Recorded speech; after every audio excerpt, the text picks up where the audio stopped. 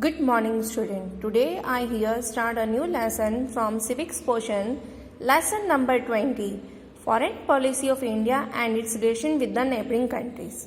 हमारे यहाँ की फॉरेन पॉलिसी क्या है और हमारे रिलेशन कैसे हैं नेबरिंग कंट्री से, उसके बारे में हम इस चैप्टर में स्टडी करेंगे. Foreign policy is the crux of foreign relations today. All the nations, though geographically far from each other, are very close due to means of communication. Any happening in any part of the world leaves its impact on the other nations too. जैसे कि हमें पता है कि हम हर एक nation से जुड़े हुए हैं कम्युनिकेशन के थ्रू, और किसी भी कंट्री में कुछ भी होता है तो इसका indirectly directly effect other parts पे भी होता है नेशन के. All the nations of the world are interdependent on each other. That is why today in the world politics, more focus is given to the development and formation of international relations. A good foreign policy is essential to establish foreign relations with other nations as required by a nation. किसी भी nation से अच्छे terms बनाने के, international relations बनाने के लिए हमें गुड फॉरेन पॉलिसी चाहिए होती है ताकि एक अच्छा बिल्डअप बने. The foreign policy is a group of the principles which is adopted by one nation to seek its national interest. The decision to establish stable relation with other nations and the implementation of this decision is called the foreign policy of a nation. Thus, foreign policy is a permanent policy based on national values. अगर हम foreign policies की अगर यहाँ बात करते हैं, foreign policy में India's foreign policy has a great impact on the world. The cultural past of India has been extremely glorious. India has been constantly making efforts to build amicable relations not only with the neighbouring countries. हमारा main मकसद सिर्फ relation बनाना ही नहीं है, but also with a far flung nations. दूर के nation से भी हमारे रिलेशन बनाना हमारा एम है. The roots of India's foreign policy are in the origin of developed civilizations in centuries, which include ancient medieval thoughts and British policies, national movement, international congress and impact of Gandhian philosophy. All these have been contributing factors. So बहुत सारे factors हैं जो हमारी foreign policy के लिए aimful बताए हैं. To make India a powerful force in the world, to get financial support from other countries for India's industrial growth, to oppose colonialism and imperialism, to support freedom movements of Asian and African nations, to maintain close relations with the Commonwealth countries, to build necessary conditions for the development of foreign trade, to protect the interest of non-resident Indians. जो भी हमारे बाहर रहते हैं resident Indians जो हैं वो वहाँ पे जाके नॉन रेसिडेंट हो जाते हैं, उनको प्रोटेक्ट करना. To bring Asian and African nations together for protecting mutual economic and public interest and to back and support UN. अब इसके बाद determining factors of our foreign policy कुछ बताए हैं. पहला है geographical factor. India's geographical areas and its huge sea and mountain borders in Asia has played a major role in shaping India's foreign policy.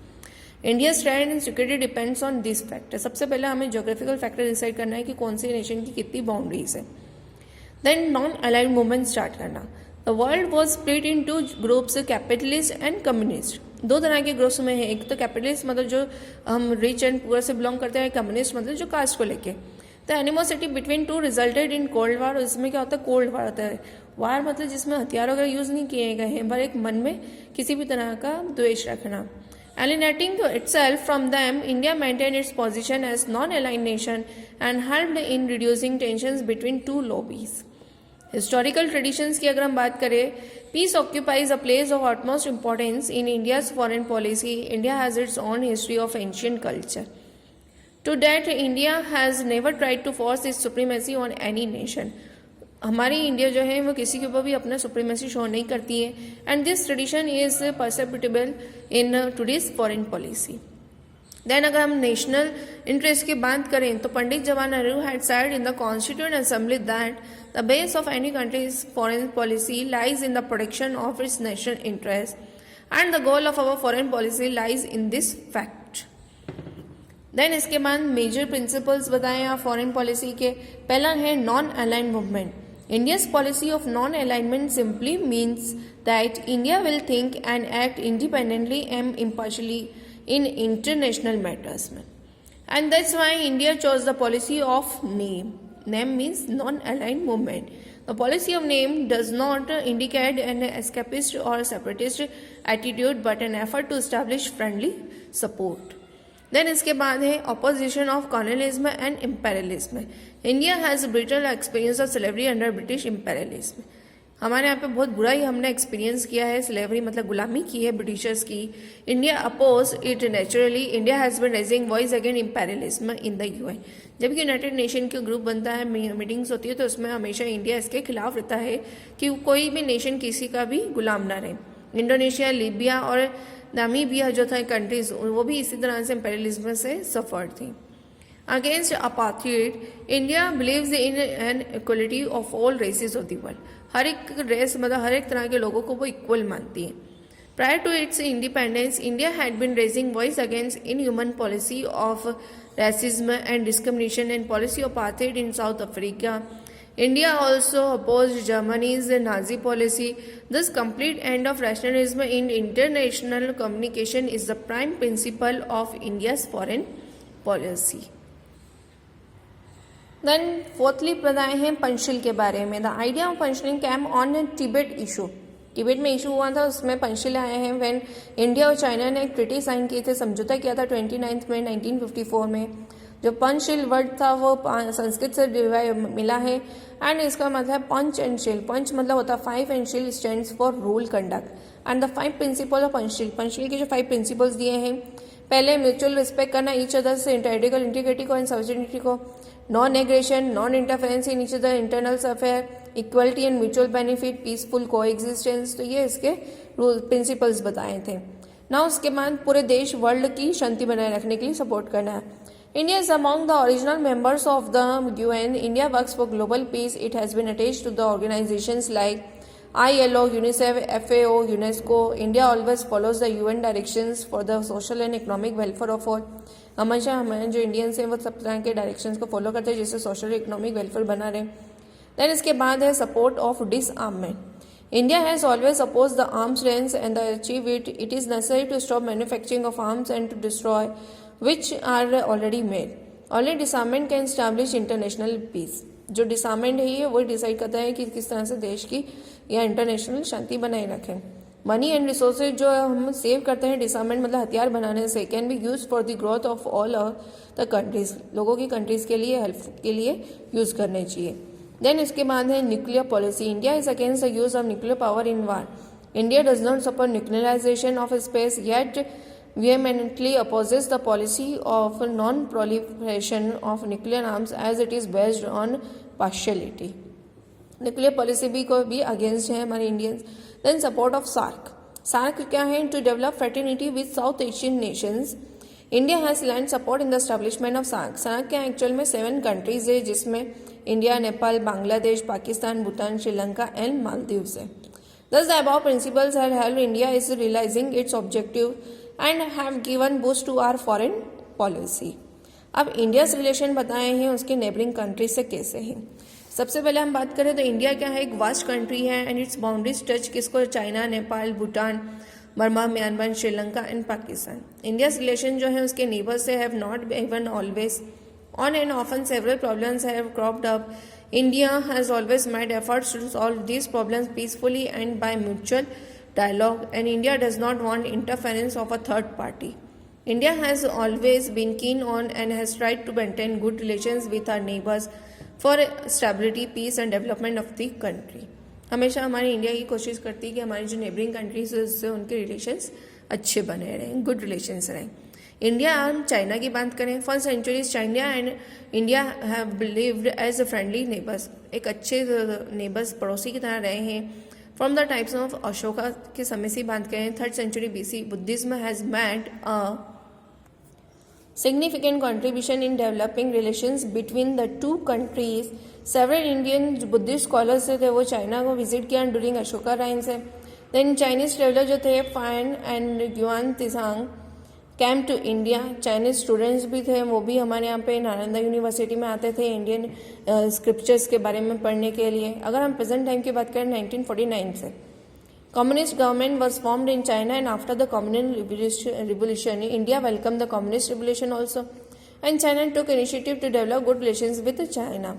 Since then India has desire to have good neighbouring relations with China. तब से वो कोशिश कर रहा है कि हमारे कैसे रिलेशंस रहें, अच्छे रहें। India in fact welcomed the Chinese civilization. She was one of the first country to recognize communist China, thereby helping her to become member of the UN. 1954 की बात करें तो चाइना और इंडिया के बीच में एग्रीमेंट साइन हुआ था। The agreement is known as Panchsheel pact, जो कि अब हमने अभी पढ़ा भी है पीछे, और 5 principles of peaceful coexistence. India continued to subscribe to this principle even when her relations with China wasn't. हमारे इंडिया आज भी इन प्रिंसिपल्स को कंटिन्यू करते हैं उसके बाद से, जब चाइना से हमारे रिलेशन 1962 में खराब हो गए। 1962 में जो वार हुआ था, इंडिया डिफेंडेड हर बॉर्डर्स, अपने बॉर्डर्स को बचाया था। दो the war was soon over, कुछ समय बाद वो खत्म हो गया था और नॉर्मल रिलेशंस हुए थे between two, could not be restored for a long time, but Indian efforts for good relations with China still continue. After 2 decades of war, 2 decades खत्म हो गए वार के, both sides have made efforts, अभी भी दोनों efforts लगा रहे हैं अच्छे गुड डिप्लोमेटिक रिलेशंस मेंटेन करने के लिए। It was again restored in 1976 में, ये रिस्टोर्ड भी हो गए। Dialogues were held between India and China to solve the border issue, border issue के लिए डायलॉग्स भी एक दूसरे के लिए बोले यूज किए जाते हैं। At present several economic, commercial and political agreements have been signed between two, but the border is still a vague issue, आज भी बॉर्डर जो है दोनों के बीच में एक इशू बना है। However, efforts are being made to find out a peaceful solution. Then India and Nepal की बात करें तो Nepal is situated in the north of India. Till now, this was the only Hindu nation in the world. आज भी नेपाल को Hindu nation ही कहा जाता है, but after protest against the Nepal king, Nepal के जो किंग थे उन्होंने प्रोटेस्ट स्टार्ट किया था अक्टूबर 2006 में। Nepal has lost the status of Hindu nation. The frontiers of India and Nepal meet in the north of Uttar Pradesh and the southern slopes of the Himalayas. India has traditional and friendly relations with Nepal. It is famous that Nepal is the native land mother of Sita and Gautam Buddha. Nepal का जो हिस्सा है वो हमारी सीता मैया के native land के बारे में बताया है। गौतम बुद्ध की जन्मभूमि वही है। शिव टेम्पल जो है वहाँ का पशुपतिनाथ लोकेटेड नेपाल में, वो जो फेमस रिलीजियस स्पॉट है हिंदूज के लिए। India and Nepal political and economic relations are quite strong भी हैं। इंडिया जो है granted an aid of ₹8 crore to Nepal for development schemes. India thus has contributed a lot to the socio economic development of Nepal. Nepal के लिए बहुत कुछ किया है इंडिया ने। फॉर एग्जांपल जैसे इंडिया ने 50 करोड़ दिए थे नेपाल को construction of 204 kilometres of the east west highway, जिसको महेंद्र राज मार्ग भी कहा जाता है। The outpatient department of Bir hospital which has been constructed with the Indian and, हमारी इंडिया की मदद से ही वो कंस्ट्रक्ट हुआ है। And is another example of friendly relation. ये एग्जाम्पल है कि दोनों कंट्रीज के बीच में फ्रेंडली रिलेशन है। अगर 1950 की बात करें तो इंडिया एंड नेपाल ने एक ट्रेड पैक्ट साइन किया था। India also provided sea route to Nepal, Nepal को सी रूट दी थी with a view of security point. Nepal occupies greater importance for India. As per 1950 की ट्रीटी जो हुई थी, India will help facilitate arms import to Nepal for its security.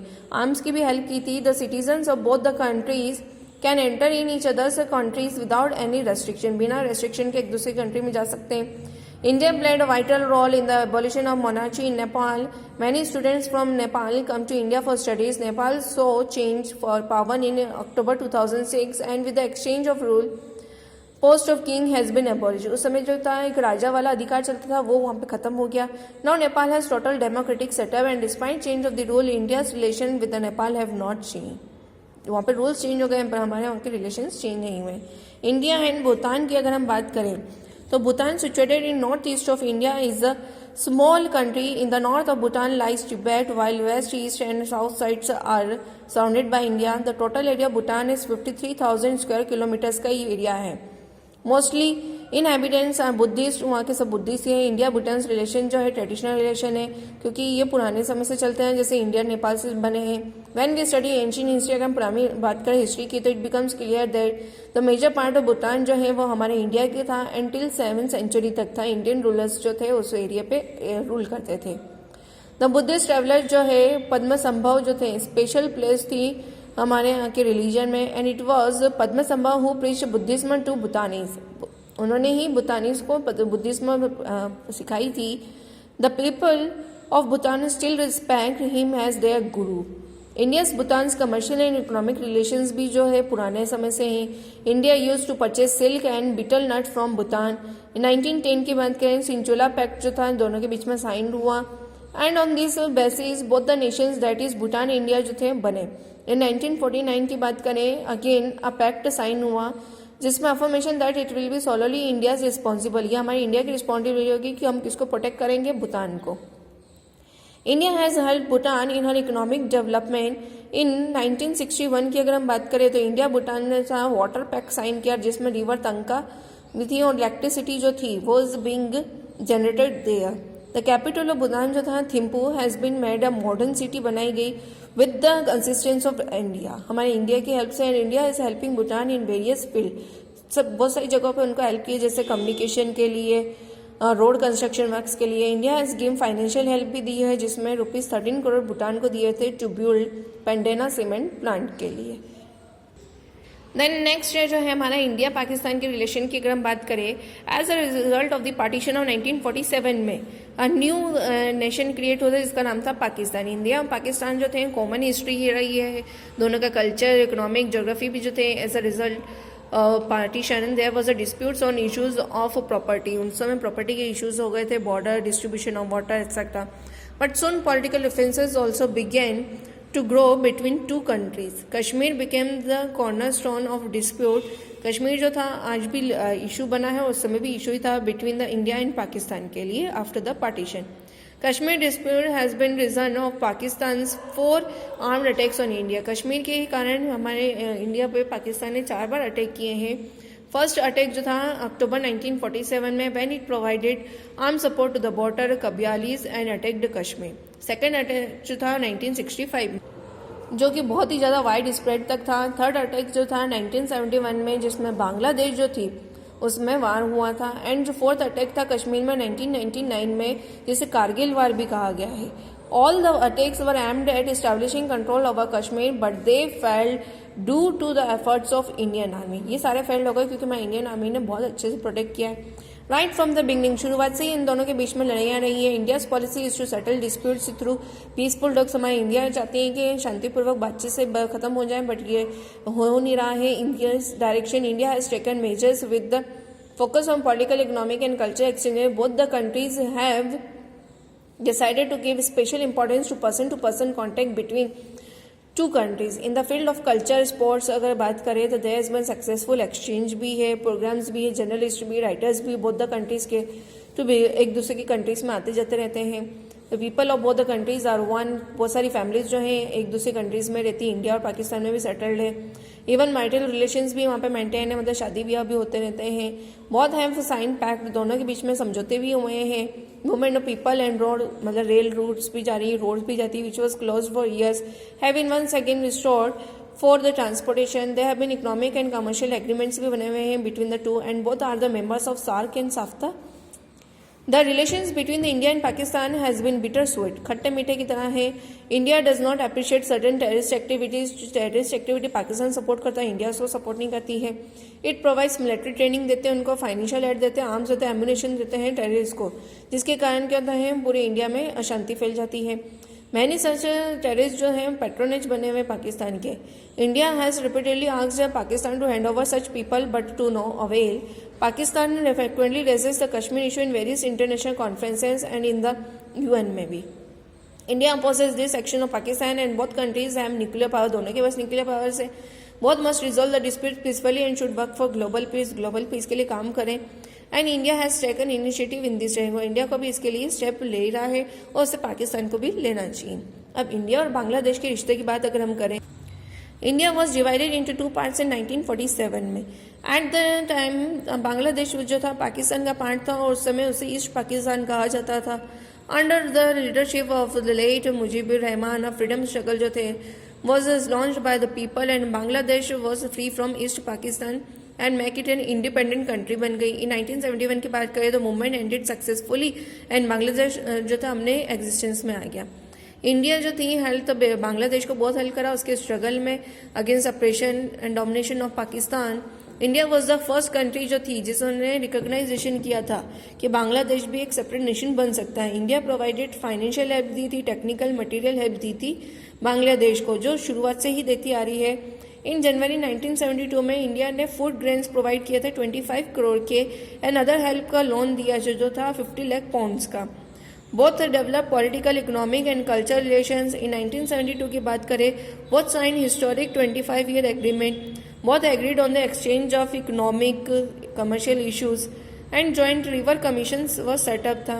There have been differences over some, कुछ issues पे उनके differences हुए हैं दोनों कंट्रीज में, जिसमें फराक्का डैम जो था मेजर इशू बताया गया है। Apart from it, infiltration from Bangladesh is another problem as infiltration has cause security problem in India. There have been disputes on Chakma tribals पे भी है and on the fencing along borders. The latest issue is with help terrorist को help करने लगे थे जो बांग्लादेश में enters हुए थे। In India has always been keen to have good relations with Bangladesh. India आज भी चाहती है कि बांग्लादेश से उसके अच्छे रिलेशंस बने रहे। इंडिया एंड श्रीलंका की अगर हम बात करें तो श्रीलंका भी एक अनादर नेबरिंग इंपॉर्टेंट नेबर है हमारे। इंडियाज लिंक्स विद श्रीलंका जो थे पुरानी हिस्ट्री से बने हुए माइथोलॉजी, जिसमें श्रीलंका जो थी प्रीडोमिनेटली अ बुद्धिस्ट कंट्री बताई गई। आफ्टर लॉर्ड राम भगवान के बाद में महेंद्र एंड संघामित्र जो थे son and daughter of emperor Ashok के थे, वो श्रीलंका गए थे to spread the message of Buddhism का मैसेज फैलाने के लिए। जो की हिस्टोरिक लिंक्स बताए गए हैं दोनों ही नेशंस के बीच में। श्रीलंका जो also victim of foreign imperialism. Lanka was ruled by Portuguese, Dutch and later by the British. After second world war में फरवरी 1948 में श्रीलंका जो था एक इंडिपेंडेंट स्टेट के रूप में आया।